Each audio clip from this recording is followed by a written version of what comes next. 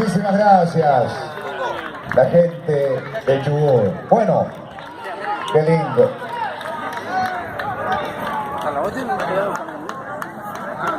Una más. Arriba el aplauso, vamos. Arriba, arriba, arriba. Arriba esas palmas, arriba esos corazones. Esto para nosotros es algo único, un sueño cumplido por estar en el escenario y con gente chamamecera que tiene el corazón chamamecero igual que nosotros. Así que muchas gracias, Dios los bendiga a todos. Desde Chubut, el corazón para ustedes. Muchas gracias.